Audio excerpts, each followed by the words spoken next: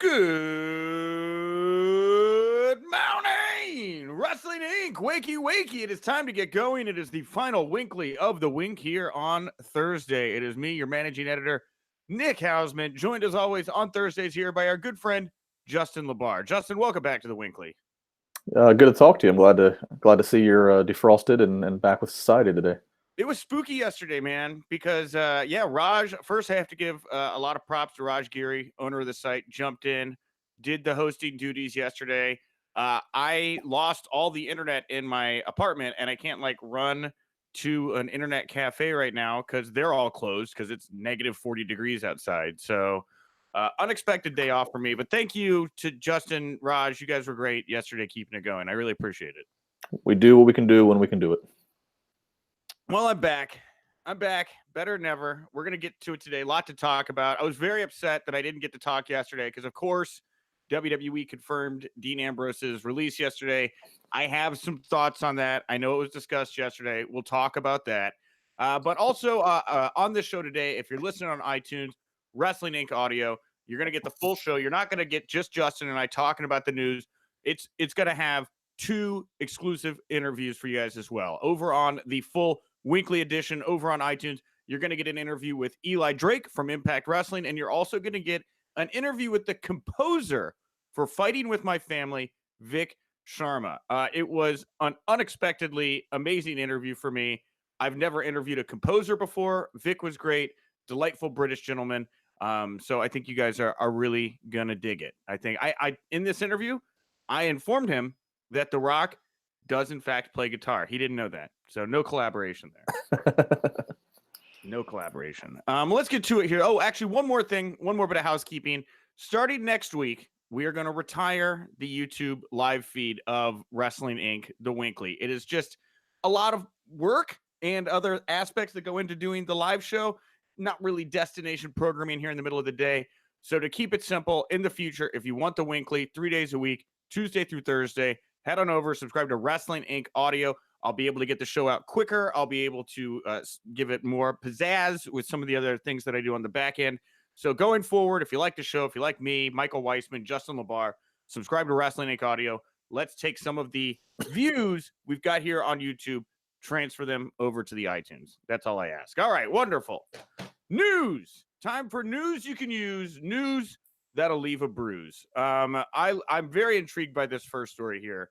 Wrestling Observer reporting that WWE was reportedly stunned. The people backstage in WWE were stunned by Chris Jericho's decision to sign with AEW. Now, not so much the fact that Chris Jericho did sign with AEW. What I guess they were more stunned by was the gigantic sum of money that Chris Jericho got to sign with AEW. It's not more than John Cena or Brock Lesnar make, according to the Observer, but it is a lot of money. And it does kind of put the idea out there. You know, we talked last week about, the potential of a Ronda Rousey becoming a free agent. Well, it's no secret that around WrestleMania, Brock Lesnar's contract tends to come up.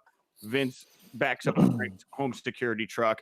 So Vince is likely to pay anything to keep Brock Lesnar, but Chris Jericho wants a match with Brock Lesnar. That's never been a secret. He's got a lot of clout right now in AEW. This kind of explains maybe why he was taking pot shots at Brock during the Rumble, maybe trying to inch him over the line so that when Brock does become available as a free agent, I feel crazy saying this out loud, maybe AEW would make a play for him. Now, is that as crazy as I say it out loud to you, Justin? No, it's not when you think about it. As you and I have talked, and I said there's certain guys that are just, loyal to, like guys like John Cena, guys like Randy Orton that I just could never see breaking away from WWE. No amount of money, there's certain loyalty. Brock Lesnar, he is the kind of guy. I mean, he doesn't want to travel much, doesn't want to spend much time on an airplane. He wants to be paid well. He's proven that he is kind of I think he's worth his worth. He is a significant draw. So I mean, I guess if the money's there, and especially if it's like, look, we want you for a 2 or 3 show build to 1 match commitment, and we'll see what happens after that. And again, no crazy travel. I don't think it's impossible. I mean, especially from a creative standpoint, Brock has done a lot in WWE. There's not much more you can do. In fact, it makes me actually wonder after we get through this year's WrestleMania, really who else is there left for him to work? So in WWE, so it might not be the most probable thing to bet on, but I certainly don't think it's the craziest thing. I mean, because I've heard Jericho's salary figure, and if they're willing to pay that to Jericho, they could certainly shape up a deal for Brock. Yeah, and that's the thing right now is this is getting real, right? This is no longer just, I see that maybe that house is having a fire like in their fireplace, that's why there's smoke. No, the house is on fire, right? Like people are leaving now. Big money is being thrown around. This is a very different environment for pro wrestling. I'll start by saying, PW Insider confirmed that Hideo Itami is looking for his WWE release, has requested his release. It has not yet officially been granted, but it will. And when he does leave, he'll be under a 90-day non-compete. He is expected to return home to Japan, but that's another guy that's just out the door for them. And was somebody that was very different. Brock Lesnar comes in and he's Brock Lesnar, a lot of clout in the North American market. Hideo Itami, they were really trying to use him to branch out into that Japanese market. Made a big deal with him as Kenta. Didn't keep the Kenta name, probably a misstep. And they had Hulk Hogan sign him over in Japan in a huge contract signing ceremony. Really went all out with this guy. I mean, what does it say that an experiment like Hideo Itami, that they put all the resources in, but it just didn't work out, and now he's just leaving? I mean, what kind of a message does that send? Well, I mean, I think we also have to keep in mind that it's not, Hideo Itami's run was, just stop and go, injuries. And, I mentioned this yesterday. I talk about it at great length on my Wrestling Reality podcast that got released this morning that people can check out. Hideo Itami is one of the last of the people that had, a certain level of credibility that WWE signed and also, changed their name. Really, since then, WWE has kept true to letting the Nakamura stay Nakamura, AJ Styles, Samoa Joe, the list goes on. And that does do something. I think it does potentially could take away. But the fact that I don't think that his departure necessarily speaks as many volumes as what Jericho's departure or Jericho's choosing to sign AEW or Dean Ambrose's presumed departure. Because I don't think Hideo Itami's departure speaks as much because his run just hasn't been, it just never has clicked. So I think it's kind of like, I could see him just saying, I like to leave, and WWE being willing to let him go because they've realized it's just not panned out the way they thought. Also, I mean, I don't think it speaks as loudly. So I'm not really that as shocked. I don't think this one's as earth shattering. But that's the thing is, like, Impact Wrestling had this habit, or still has this habit, where like they'll just let guys go, right? They don't care, if Kevin Nash wants to show up at the Royal Rumble, which is a thing that Impact just let happen a couple of years ago. Well, I mean, I was heavily involved in that situation. That was not something Impact just let happen. I'll tell you that. Okay, all right, fair. Do you want to rehash this real fast? What did you know about that? Now I'm interested.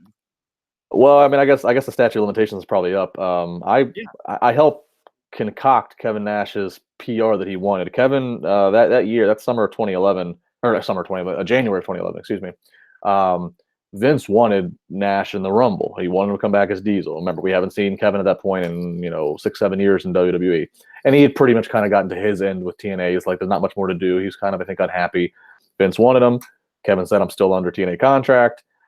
Told Dixie. Dixie did not want to let Kevin go, and I'll basically just kind of say, I think a gun was kind of put to the head, and kind of he ended up getting out of his contract nonetheless. I was aware of this, and let's just say that I conveniently had a camera crew at the airport when Kevin Nash showed up. That video was very viral that weekend. That really started the buzz. And remember, this is 2011, so this was the 40-man Rumble, and this was also one of those years where we really started. I think the surprises in the Rumble really started to amp up from this year and then further on to present day.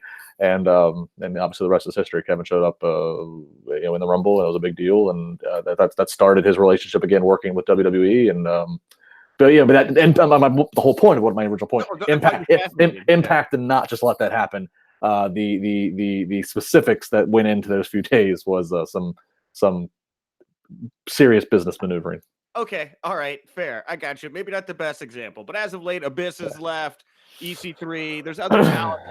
Basically all of Impact over the past couple of years has been co-opted into WWE. It's not the same thing with WWE. They're very reluctant to just let guys go if it's not working out. And to hear that Hideo Itami requested his release, was granted it, is going back to Japan. For me, right now in WWE, I gotta believe there's a bit of a litmus test going on right now, right? Where it's like, we need people here right now that want to be here, right? We need people here that are going to be committed to WWE, that are going to make this product look good, that are going to fight for us on the front lines. And if you're not that guy, maybe now is the time to get out. Now, it doesn't sound like it's that way for the Revival, but their special case, obviously, they've got their whole thing baked in over to AEW. But if you're another talent that's just not happy right now, to me, when I read this story, it does seem a bit to me like WWE's like, look, if you want to be here, be here. If not, we don't have time for this right now. We're about to go to war. Do you get that vibe at all as well? No, I don't. I get the vibe. It's a little bit special with Hideo Itami and the fact that I think WWE was kind of, I think they've kind of reached their limit with him. I don't think they really have much energy or interest anymore in him. That's why they're like, yeah, sure, you want to leave, go ahead and leave. I don't think they, no disrespect to him, but I don't think they view him as, one, a guy that's going to massively, be a big weapon if he went to AEW. And I think they also knew that, hey, this guy is going to go back to Japan. Maybe they knew something about him personally. Maybe they knew that he wasn't digging living over here in the U.S. I don't know. I'm just speculating. But I think they let him go because they did feel, okay, this is a body, this is a salary that we can relieve, and we don't think it's going to come back to harm us domestically with the war that they're potentially getting ready to engage in. The Revival, different story. The Revival, somebody I think they did see, hey, look, we could have, we got these guys under contract. They're under our lock until 2020. They could be a big deal for tag division if they go to AEW. We're not letting them go. Dean Ambrose, they obviously didn't want to let Dean Ambrose go from the report of 5-year deal and significant raise because they know that he would be a big weapon. But Dean Ambrose seems to be holding true, and he is going to be a free agent come the spring. So we think so. I think it's just a matter of Hideo. I still think they viewed Hideo Itami as, I think they were ready to part ways with them. So like, yeah, sure, you want to go? Bye bye. Now, okay, no, at the same token here, do you think that this means that they are going to focus less on the Japanese market and more heavily on North America with the war that is about to be waged? Possibly. I mean, possibly. But I think it's a case of they're literally, if you are a talent that is out there, you just have to be very, very careful because I think WWE is just going to be more aggressive in signing as many people as they can, and they'll justify it as they have, Raw and SmackDown as touring brands. They have 2 tours, the A and B squad of NXT here domestically. Now they have the NXT UK. So they'll try to justify it as, okay, we need X amount of bodies, but they're going to sign people just for the sake of signing them, maybe not even having any clear-cut idea or plan of what they're going to do with them, just so that way they are under contract and can't go play and be an asset elsewhere. Let's talk about Ambrose here for a second, because I didn't get to play around yesterday with you and Raj and talk about what's going on with Dean. Now, I was very happy to get the confirmation from WWE as quick as we did to get it up on the site. Very interesting that they would confirm that he's leaving. Even more interesting that they were so gracious about leaving the door open for him to come back to WWE. I started poking around, started calling some folks that know Dean, or as I was texting them, Mox, correct? Because that makes me seem way more hip, like I know him, and they're more willing to tell me things. And what I heard repeatedly with no verification was that many of the people that I was speaking with, they think this is a work. They don't think this is on the level. It seemed weird. It did seem weird to me too, the release email and whatever happened on Monday Night Raw. Now, I speculated on Tuesday that maybe this guy just decided, I know I'm on my way out. I'm going to set a chair up. I'm going to grab a microphone. What are they going to do? Well, they sent Nia Jax out and they kicked him out. Seems a little suspicious to me. Do you think that there's a chance that what's going on here with Dean is not on the level? There's always a chance because it's pro wrestling. But first off, I don't think what happened Monday was some rogue moment. I don't think, look, they came back from commercial. His music was playing again, which is weird because he had already lost. He sat there, had a live mic. No, you don't get to speak on a live mic unless Vince wants you to. Vince, I mean, everybody wants to compare, and everybody remembers the famous CM Punk pipe bomb. That was, Vince knew that was going to happen. Like it, you don't get to go rogue on Vince's show. It's obviously always possible to be at work, but as I said this yesterday to Raj, for this to be a work, that would mean, like, let's remember how the origin of this started. WWE didn't wake up yesterday morning, or so we think, or was it yesterday or 2 days, whatever day it was. I'm losing track of days. I don't think they woke up and were expecting to have to make a statement about Dean Ambrose's status months later. The origin of the story started is because PW Torch, Wade Keller, one of the longest active, pro wrestling journalists, reported. He got it from whatever source, whatever. I don't know what he got it somehow. Maybe it was Dean. Maybe. Well, and that's the thing. If maybe we have to get Keller on here. If Wade's source was Dean Ambrose, then you can say, okay, he purposely leaked this to start this whole work. But otherwise, like, how could this be a work if a wrestling news site's the one that started it? Obviously, Wade Keller's not on the take here. We started this show today, or partially into it, talking about how you helped Kevin Nash orchestrate his exit from Impact Wrestling. I help orchestrate the PR, knowing that he was leaving Impact, the buzz for that weekend. Fair. But a little bit different situation. It's not like a little bit different situation. Look, a press person helping orchestrate a storyline that would behoove Dean Ambrose, and that you don't.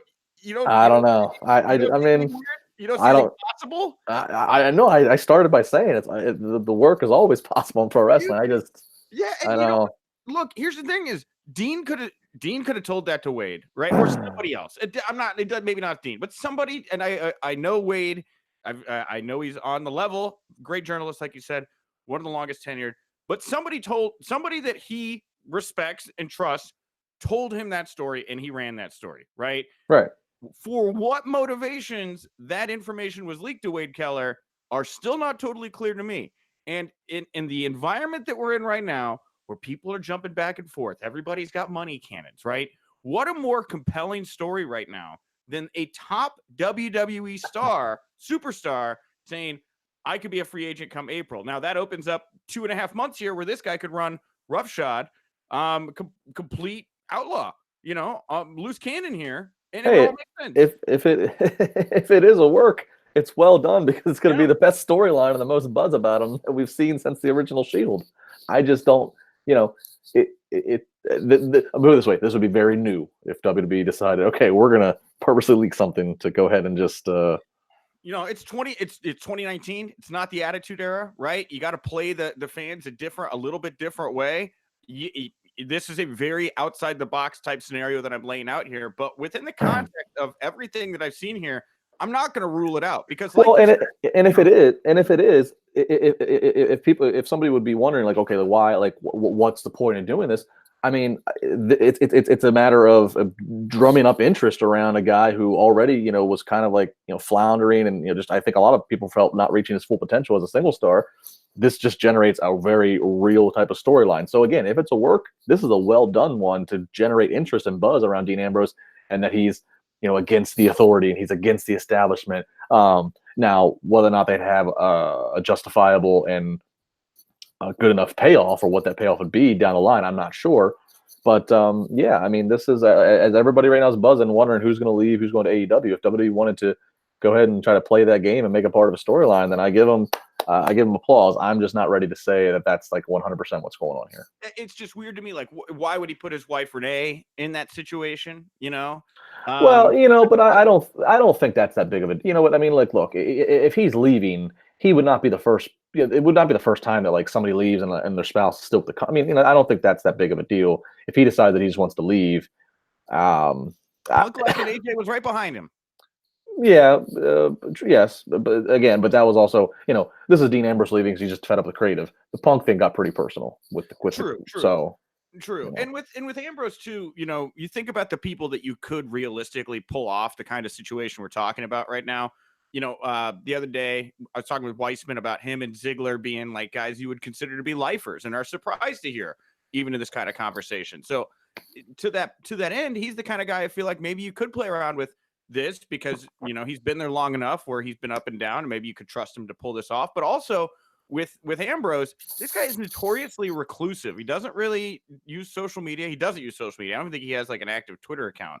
He's very tight-lipped. He's very quiet. A lot of mystery to this guy. I mean, if you had to pick one guy on the roster that could pull this off, I would think it would be Dean Ambrose. No, I'll give you that. He has far less opportunity to be exposed because he doesn't put all of his self out there like most other talents. So I will give you that one. Yes. On that note, John Cena shared a photo of Johnny Moxley on Instagram from like high school. It's like high school photo. Yeah. John Cena does a lot of weird stuff, but again, it's like, ooh, what's going on here? Well, hasn't Cena also like posted like Kenny Omega. I think Cena like uses his Instagram like to troll people.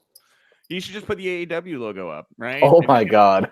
Get everybody talking. Just, if John's out there watching, please wait until any one of us notes that it's a slow week and we're curious how we're going to fill the podcast minutes, and go ahead and do that. What about a live countdown that ends on February 7th, the pool party, right? Just a countdown clock on the Instagram feed. Yeah, any of it's good. That's very hip right now, those countdown clocks. On the note, I brought up AJ Lee. I have to shout out. She gave props to Zelina Vega on Twitter for the portrayal of her, AJ Lee, in the movie Fighting with My Family, which we'll hear a little bit about later on the show.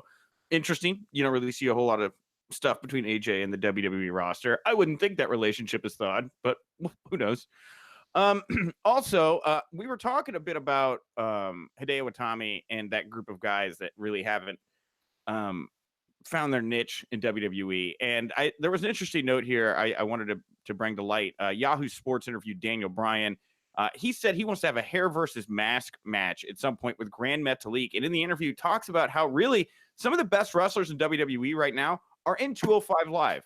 And, when you think about all the guys that could be coming and going, or women or wrestlers coming and going into the company elsewhere, they do have a pocket of very accomplished wrestlers right there in 205 Live that have not been overexposed yet.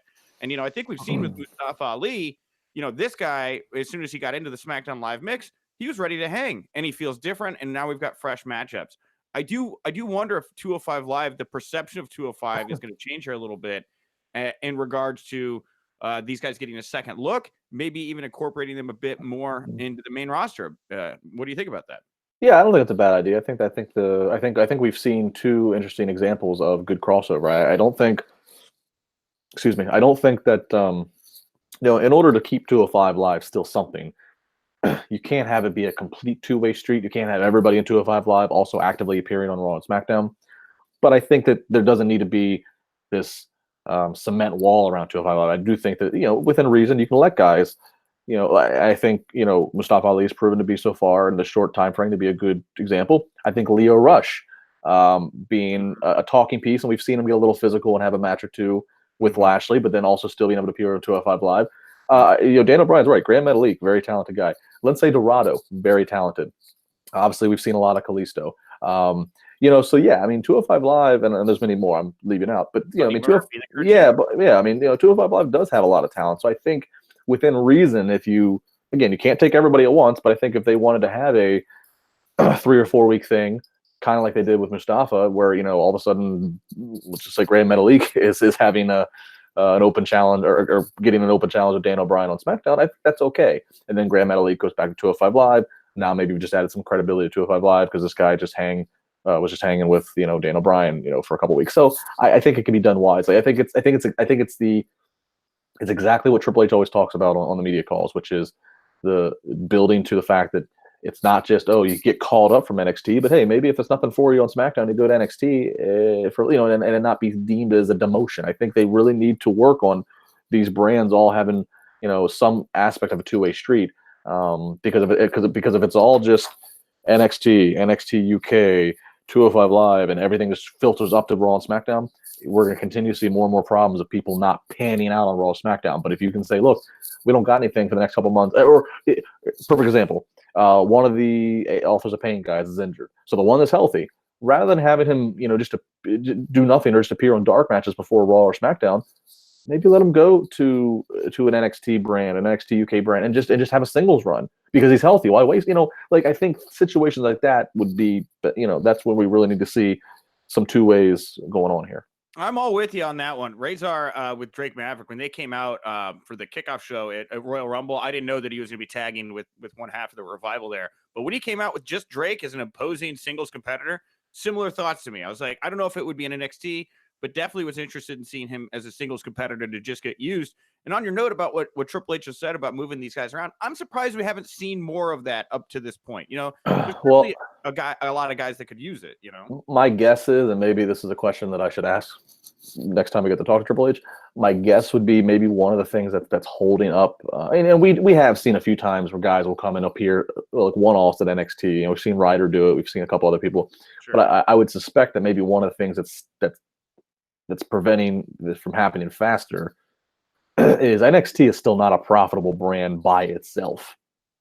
So I'm wondering if it's like, okay, you're paying said person who has been on Raw or SmackDown X amount of dollars, now having to pay them that guarantee, and they're being utilized on a brand that's not recoup. Yeah, I'm wondering if it's a financial thing. Maybe it's what I'm getting at. I don't know, but yeah.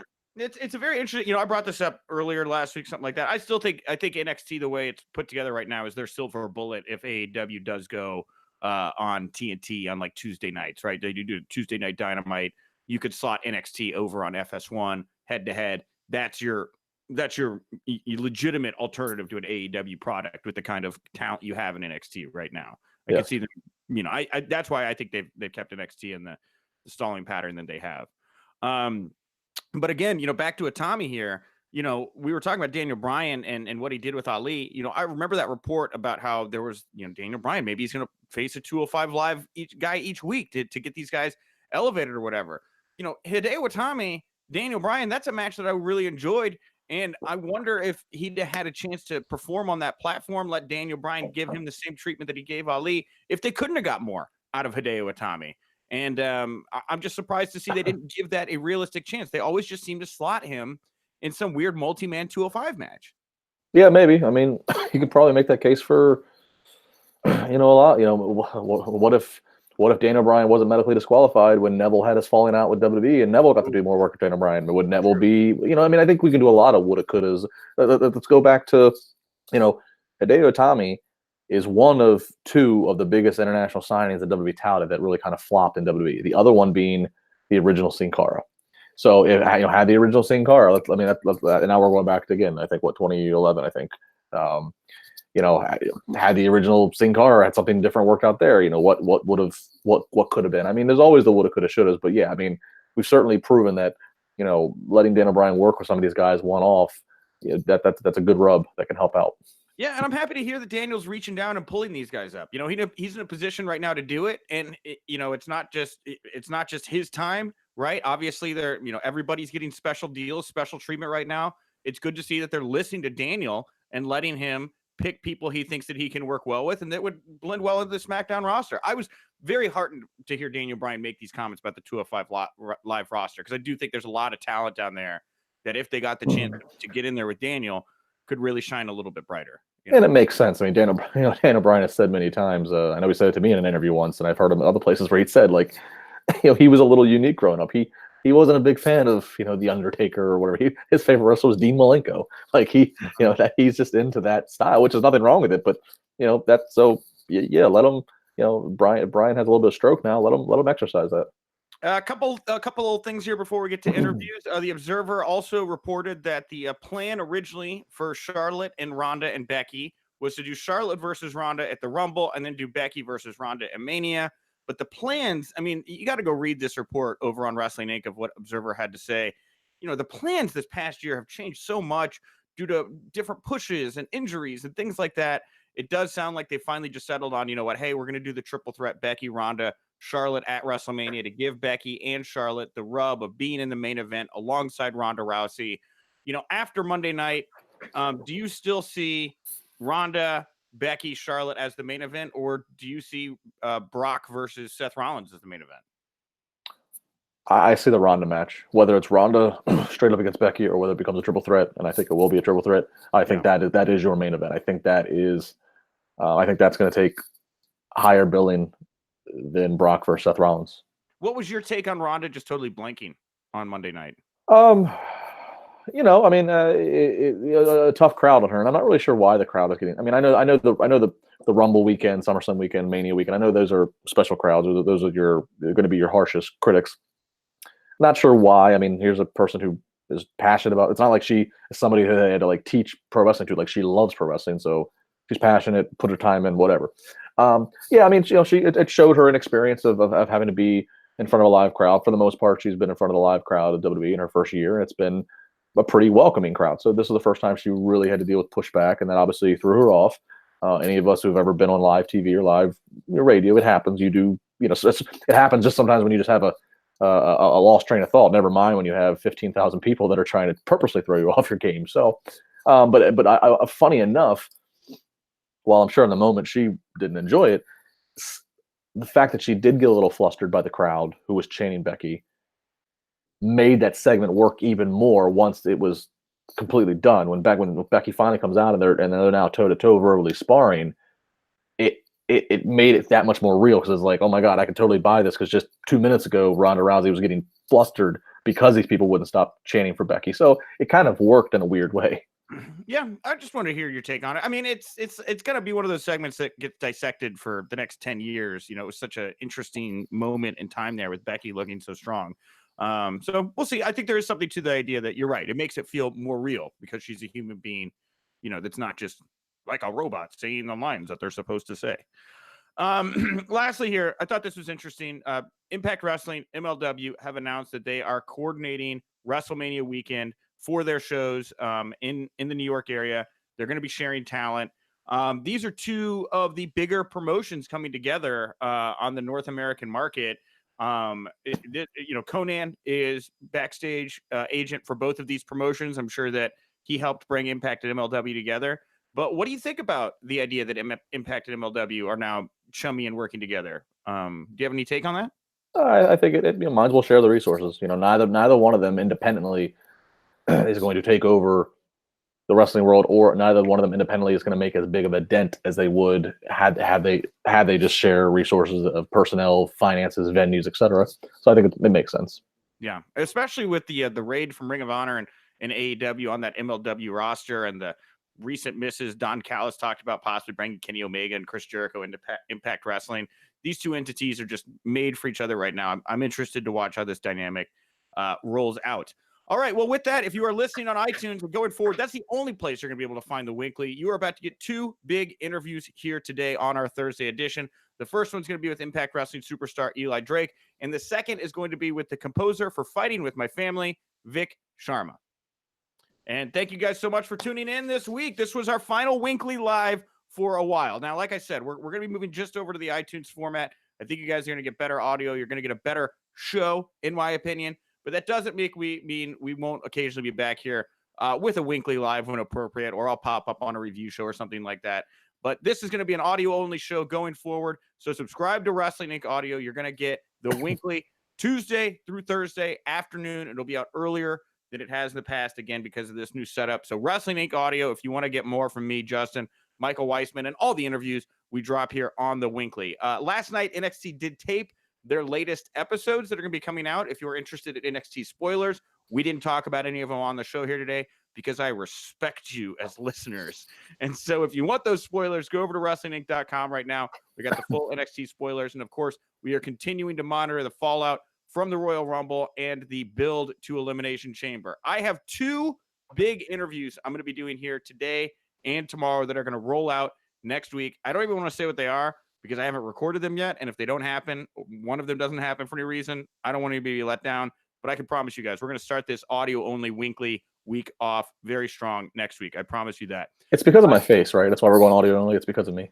No, I mean, it was a tough call. It was, look, for me, it comes down to the post-Raw, SmackDown, pay-per-view stuff. That's all destination programming. You guys want to jump in after a pay-per-view, chat it up, what just happened. You're in that moment. You got that vibe. Noon Eastern, Tuesday through Thursday, you may be eating a sandwich, maybe whatever. And also for me, I'm a podcast guy. I like to go to iTunes, download it, throw my earbuds in, go run on the treadmill, and enjoy my content that way. It's hard for me to sit there and be on the treadmill or looking at my phone watching a video of Justin LaBar talking the news. You know what I mean? Well, okay, I'm all for it. If we're going to start inspiring people while they're on the treadmill, then let's do that. And this should hopefully also lead. I've got some big plans here for Wrestling Inc. Audio and podcast in 2019. So hopefully this opens the door for some other cool stuff we're going to be doing. And with that, Justin, where would you like to send people to find you, follow you, and all of your many adventures? At Justin LaBar. Awesome. And I am Nick Hausman at Wink Rebel over on Twitter. Thanks for another awesome week here of punditing. Thank you again to Raj for jumping in yesterday on the WINCLY as I was trapped in my apartment here in Siberia. And with that, remember, if you winked, you didn't miss it.